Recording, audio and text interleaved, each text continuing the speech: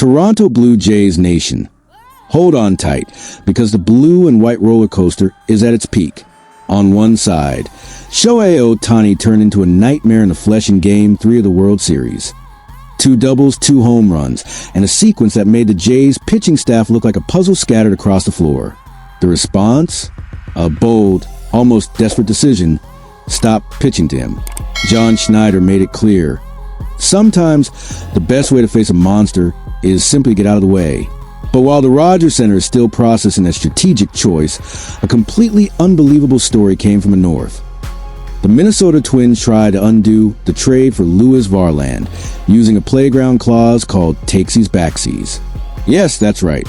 In the 21st century, an MLB franchise trying to reclaim a player because the vibes changed. It's as if the league has turned into an episode of The Office with baseball bats and champagne in the locker room. The truth is that these 2 episodes, the respectful fear of Ohtani and Minnesota's bizarre confusion, say a lot about the moment the Toronto Blue Jays are living. A team that messes with the psychological side of baseball, forcing opponents to rewrite plans, rules, and even common sense. Leave a like and drop a comment, Blue Jays Nation, because this space belongs to those who truly live the blue and white, with pride, with irony, and with heart. News 1. All right, Blue Jays Nation, let's dive into this first story, and hold on, because it carries the weight of the World Series, the shine of Shohei Ohtani, and the tense silence of a team that knows it is facing something that goes beyond the ordinary. The Toronto Blue Jays enter Game 3 of the World Series, carrying the weight of every play, every doubt, and every drop of hope from the blue and white fans. It was a kind of game that feels like it will never end. 18 innings, more than 6 hours of pure drama. And in the middle of that epic, one name took over everything. Shohei Ohtani, the man who doesn't just play baseball. He redefines what baseball is. Ohtani did whatever he wanted. 2 doubles, 2 home runs, 4 hits that felt like 4 warnings. You can't stop me. And what happened next, no one expected. John Schneider, the manager who has led Toronto with the soul of someone who understands baseball is also survival, made a decision that few would have the courage to make in a World Series. Stop facing him. Just like that. Every time Ohtani stepped into the batter's box, the order was clear. Intentional walk. He is the best player on the planet, Schneider said without hesitation. And when asked if that strategy would continue for the rest of the series, the answer was short, almost cold. Yes. It was an act of respect, but also a silent scream of desperation. When the opponent is so dominant that he forces you to change your own game, what does that say about your confidence? Blue Jays Nation feels that. The pride and the anguish of seeing your team fight against something almost superhuman. But then, how far does avoiding become the best way to resist? Behind the scenes, the impact was immediate. The Dodgers, with Dave Roberts in charge, praised the Jays strategy. He said that this kind of decision is the biggest sign of respect possible. And it's true. Schneider didn't want to surrender, but he wanted to survive. The only problem with avoiding Ohtani is that behind him come Mookie Betts and Freddie Freeman, 2 MVPs who could destroy any plan with a single swing. And that is exactly what happened. Freeman decided the game in the 18th inning with a home run that silenced the world and gave the Dodgers a 2-1 lead in the series. Toronto walked away defeated, but with its head held high, because as painful as it is to admit, there are days when the greatness of the opponent forces you to step back and still keep believing. Now, the next chapter promises to be even crazier. Ohtani will take a mound in Game 4 for the first time in the World Series after destroying as a hitter and resting. Well, more or less. Robert said he is exhausted but euphoric, and Blue Jays Nation knows what that means. He is coming to end everything. It's the kind of game where baseball stops being just a sport and becomes a test of soul. Toronto will need to be perfect and still hope for the impossible. But the question remains, one that only the blue and white heart can answer. How far is it courage?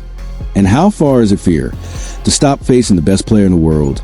News 2. All right, here we go, Blue Jays Nation. Because if the first story was about facing the impossible, the second is about the unbelievable. The kind of thing that only baseball, with its mix of drama and absurdity, can deliver. Yes, We're talking about the Minnesota Twins trying to undo a trade with the Toronto Blue Jays, using a clause called Takesies Backsies. You can laugh, you can doubt it, but it's real.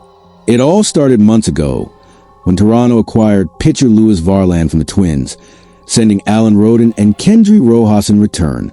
At the time, it looked like a routine move. But time passed, Toronto advanced to the World Series. Varland shined in key moments, and in Minnesota, regret came crashing hard. While the Rogers Center erupted with every strike he threw, the Twins front office turned into a kind of group therapy session. And what came next, no one expected. Suddenly, Derek Falvey, the Twins' president of baseball operations, was seen flipping through youth league rule books. Literally, try to prove there was a loophole to undo a trade. And he found one, a lost scribble written in crayon, saying that if the vibes change drastically, a team can ask for its player back. And that's exactly what they did. They used the Takesies Backsies clause. On the other side, in Toronto, the reaction was exactly what you'd imagine. Ross Atkins, the Jays' general manager, appeared on Sportsnet shaking his head in disbelief. No one has ever tried using playground rules to undo a trade, he said.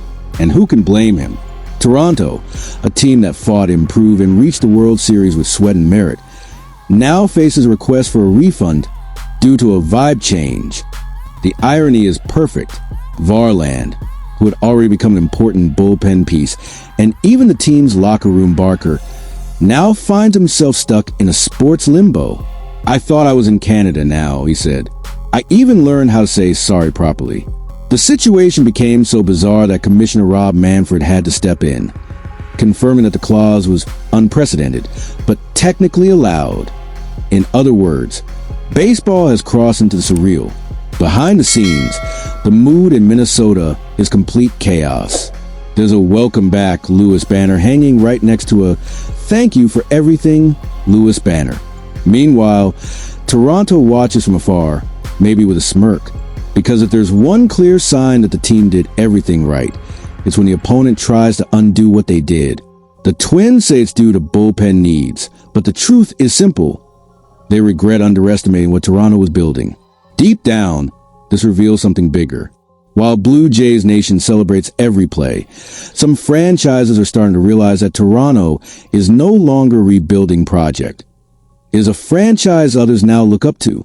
And when success bothers others enough to make them try to rewind time, it means the blue and white is once again at the center of the game. But then comes a question for you, fan. Can this type of off-field chaos mess with Toronto's focus heading into the final stretch of the World Series?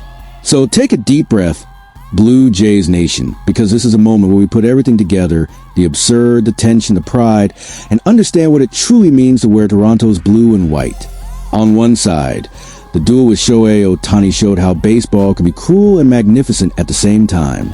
A player who seems from another planet forced the Toronto Blue Jays into an extreme decision to stop pitching to him. It was respect, it was desperation, it was strategy. But above all, it was a true portrait of this team's greatness. The courage to acknowledge the impossible and still keep fighting. On the other side, the comedic, almost theatrical chaos of the Minnesota Twins trying to rewind a trade, as if MLB were recess and not the biggest league on the planet. A story so absurd that it only makes sense because it involves the Toronto Blue Jays. Because when this team starts bothering others, even those who left want to come back. These two stories, so different and so symbolic, say the same thing. The Toronto Blue Jays are once again the epicenter of baseball, the team that challenges the best in the world, the team that forces others to revisit their own mistakes, the team that carries on its back the hope, the pain, and the pride of an entire city. And that is what Blue Jays Nation feels now, a mix of frustration and euphoria, nerves and faith, because being a Blue Jay means this. Cheering when the world doubts you, believing when the mound looks unreachable, understanding that even when the sky seems cloudy over the Rogers Center, this fan base never gives up. Being a Blue Jay is believing. Always leave a comment below, Blue Jays Nation, and drop a like to show that this passion never cools down, even when the game feels impossible.